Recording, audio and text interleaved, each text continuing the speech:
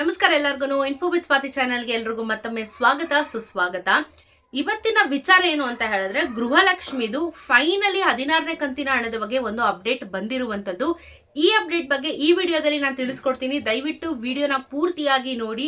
ಜೊತೆಗೆ ಒಂದಷ್ಟು ಅಪ್ಡೇಟ್ಸ್ಗಳು ಕೂಡ ಬಂದಿದೆ. ಚಾನೆಲ್ನ ಸಬ್ಸ್ಕ್ರೈಬ್ ಮಾಡ್ಕೊಳ್ಳಿ. ಪ್ರತಿನಿತ್ಯ ನಿಮಗೆ ಎಲ್ಲ ಒಂದು ಸರ್ಕಾರದ ಯೋಜನೆಗಳ ಬಗ್ಗೆನೂ ನಾನು ವಿಡಿಯೋನ ಮಾಡಿ ಹಾಕ್ತಾ ಇರ್ತೀನಿ. ನಿಮ್ಮೆಲ್ರಿಗೂ ಅದರಿಂದ ಸಿಕ್ಕಾಪಟ್ಟೆ ಇನ್ಫಾರ್ಮೇಶನ್ ಕೂಡ ಸಿಗ್ತಾ ಹೋಗುತ್ತೆ ಅಂತ ಹೇಳ್ತಾ ಇವತ್ತಿನ ಟಾಪಿಕ್ ಗೃಹಲಕ್ಷ್ಮಿ ಯೋಜನೆ 16ನೇ ಕಂತಿನ ಹಣ.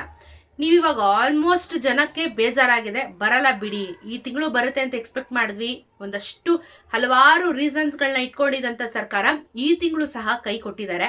ಆಗೋಯ್ತು, ತಿಂಗಳ ಎಂಟು ಬಂದಾಯ್ತು, ಇನ್ನೂ ಸಹ ಗೃಹಲಕ್ಷ್ಮಿಯ ಬಗ್ಗೆ ಯಾವುದೇ ರೀತಿಯಾಗಿರುವಂಥ ಅಪ್ಡೇಟ್ಸ್ಗಳಾಗಲಿ ಅಥವಾ ಸರ್ಕಾರದಿಂದ ಒಂದಷ್ಟು ಏನಾದರೂ ಹೇಳ್ತಾರೆ, ಅಟ್ಲೀಸ್ಟ್ ಮೀಡಿಯಾಗಳಲ್ಲಿ ಹಣ ಬಂದಿಲ್ಲ ಅಂತ ಹೇಳೋದಾದ್ರಿ ಯಾವುದು ಸಹ ನಡೀಲಿಲ್ಲ.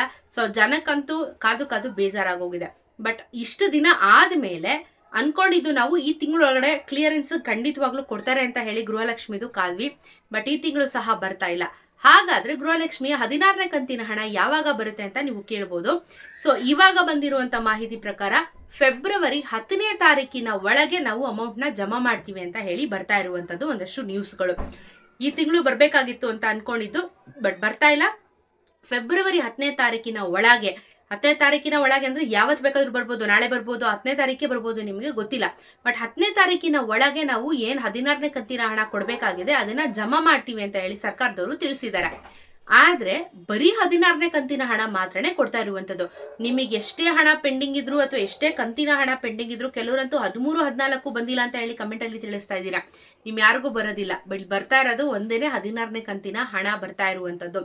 ಇಫ್ ಇನ್ ಕೇಸ್ ನಿಮ್ಗೆ 13, 12 ಎಲ್ಲ ಏನೋ ಪೆಂಡಿಂಗ್ ಇದೆ ಅಂತ ಅಂದ್ರೆ ನಿಮಗೇನಾಗುತ್ತೆ ಅಂತ ಅಂದ್ರೆ, ನೀವು ಇವಾಗ 12ನೇ ಕಂತಿನ ಹಣ ಮಾತ್ರ ಬರುತ್ತೆ, 16ನೇ ಕಂತಿನ ಹಣ ನಿಮ್ಗೆ ಬರಲ್ಲ.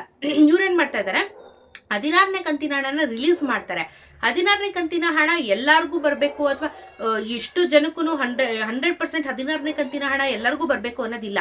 ಯಾಕಂದ್ರೆ ತುಂಬಾ ಜನಕ್ಕೆ ಪೆಂಡಿಂಗ್ ಇದೆ. ಈ 16ನೇ ಕಂತಿನ ಹಣ ರಿಲೀಸ್ ಮಾಡ್ತಾ ಇರೋದು ನಿಮ್ಗೆ ಇಫ್ ಇನ್ ಕೇಸ್ 12ನೇ ಕಂತಿನ ಹಣ ಪೆಂಡಿಂಗ್ ಇದೆ ಅಂದ್ರೆ ನಿಮಗೆ ಅದು 12ನೇ ಕಂತಿನ ಹಣಕ್ಕೆ ಜಮಾ ಆಗುತ್ತೆ.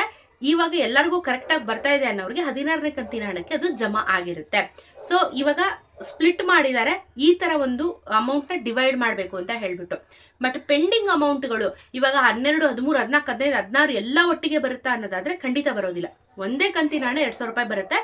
ಈ ತರ ಇದನ್ನ ಸ್ಪ್ಲಿಟ್ ಮಾಡ್ತಾ ಇದ್ದಾರೆ ಸರ್ಕಾರದವರು. ಫೆಬ್ರವರಿ 10ನೇ ತಾರೀಕಿನ ಒಳಗೆ ಜಮಾ ಮಾಡ್ತೀವಿ, ಕ್ಲಿಯರೆನ್ಸ್ ನ ಕೊಡ್ತೀವಿ ಅಂತ ಹೇಳಿ ತಿಳಿಸಿದ್ದಾರೆ. ಸೊ ಎನಿ ಟೈಮ್ ನಿಮ್ಮ ಖಾತೆಗೆ ಜಮಾ ಆಗಬಹುದು. ಕಾಯ್ದ್ರಿ, ನೋಡೋಣ. ಇಫ್ ಇನ್ ಕೇಸ್ ನಿಮ್ಗೆ ಆಲ್ರೆಡಿ ಜಮಾ ಆಗಿದ್ರೆ ಕಮೆಂಟ್ ಅಲ್ಲಿ ತಿಳಿಸಿ ಬಂದಿದೆ ಅಂತ ಹೇಳ್ಬಿಟ್ಟು.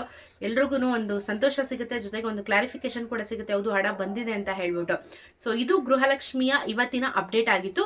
ಚಾನೆಲ್ ಸಬ್ಸ್ಕ್ರೈಬ್ ಮಾಡ್ಕೊಳ್ಳಿ ಇದೇ ರೀತಿ ವಿಡಿಯೋಸ್ಗಳಿಗಾಗಿ. ಸಿಗೋಣ ಮತ್ತೊಂದು ವಿಡಿಯೋಂದಿಗೆ. ದಯವಿಟ್ಟು ವಿಡಿಯೋನ ಶೇರ್ ಮಾಡೋದನ್ನ ಮರಿಬೇಡಿ. ನಮಸ್ಕಾರ.